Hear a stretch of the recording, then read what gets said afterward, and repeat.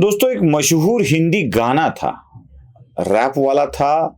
बीच में वो वायरल भी हुआ था, ट्रेंड पे भी था। मैं नहीं तो कौन बे। अब मैं नहीं तो कौन बे ये जो गाना बना था ना, वैसे ही पवार नहीं तो कौन ऐसे पूछने की नौबत आज आ गई है। जी हां, महाराष्ट्र की राजनीति में या समाज व्यवस्था में आज जो कुछ भी हो रहा है वह पवार के कारण हो रहा है। इस निष्कर्ष पर आना पड़ रहा है दोस्तों, बिल्कुल इसी निष्कर्ष पर आना पड़ रहा है। पवार नहीं तो और कौन?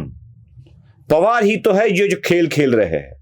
और पवार की खासियत यह है कि शरद पवार जो कुछ भी करवाते हैं उसका मटका किसी दूसरे के सर फोड़ देते हैं। पवार की यही खासियत है।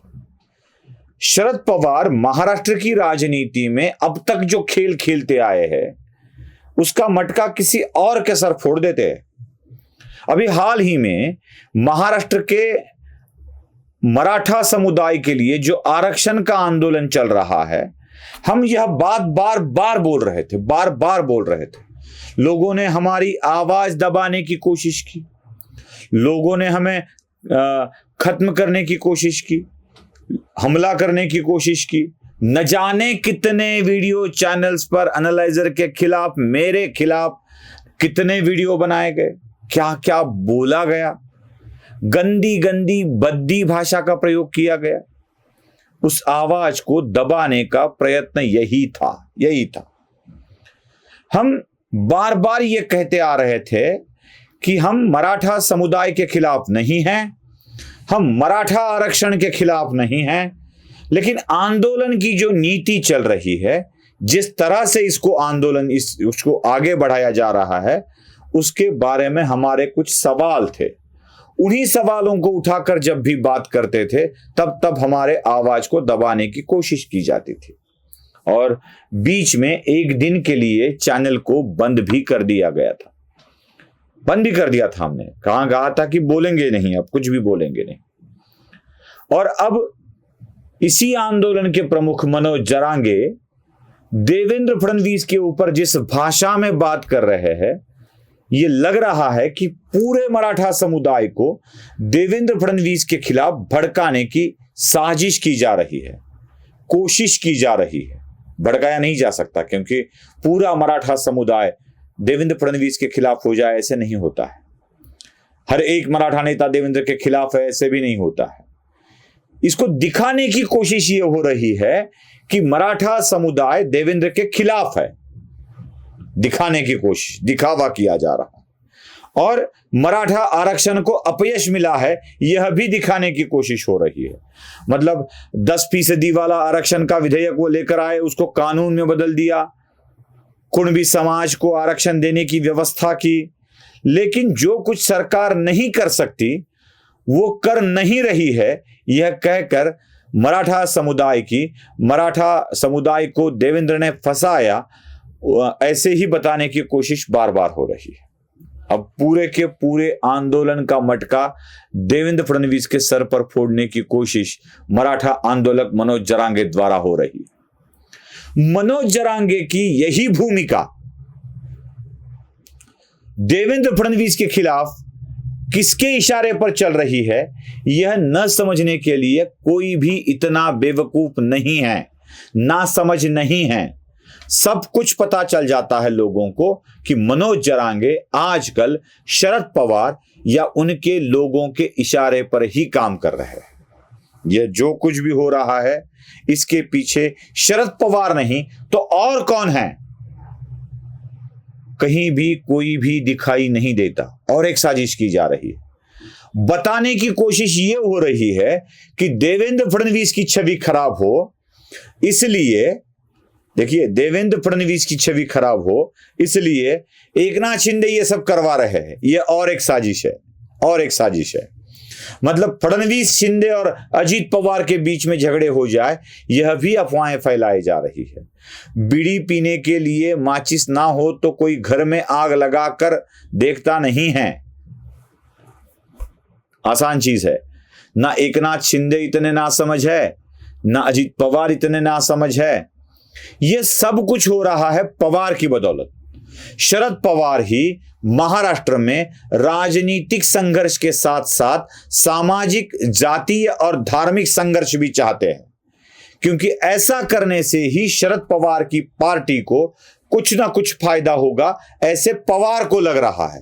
ये होने वाला नहीं है। हर एक के पीछे शरद पवार है, हर एक का कारण शरद पवार है। देखिए 2014 से या पहले से भी ले लीजिए, जब भी 95 में शिवसेना भारतीय जनता पार्टी की सत्ता आने वाली थी, तो उस सत्ता को समर्थन देने वाले, मतलब कुछ सीटें कम चाहिए पड़ी थी उस वक्त की युति को भी, उस वक्त के अलायंस को भी, शिवसेना भाजपा के अलायंस को भी, तब उसको सपोर्ट करने वाले शरद पवार थे। तब शरद पवार के मन में कांग्रेस को खत्म कर देना था, क्योंकि शरद पवार की खुद की पार्टी नहीं बनी हुई थी उस वक्त। शरद पवार अपनी ही पार्टी को किसी और को मुख्यमंत्री बनाकर सत्ता में देखना पसंद नहीं करते थे। तब शरद पवार ने शिवसेना के नेतृत्व वाली सरकार को समर्थन दे दिया। फिर बारी जब आई 2014 में, शिवसेना अलग लड़ी थी, भारतीय जनता पार्टी नंबर 1 की पार्टी बनी थी और शिवसेना को समर्थन मांग रही थी बीजेपी, लेकिन बीजेपी को शिवसेना ने समर्थन नहीं दिया, बल्कि वो विपक्ष में बैठ गए। एकनाथ शिंदे आज जो मुख्यमंत्री है उस वक्त के विपक्ष के नेता थे। शरद पवार ने ही यह खेल खेला कि शिवसेना को सत्ता से दूर रखा और बदनाम हुए ठाकरे।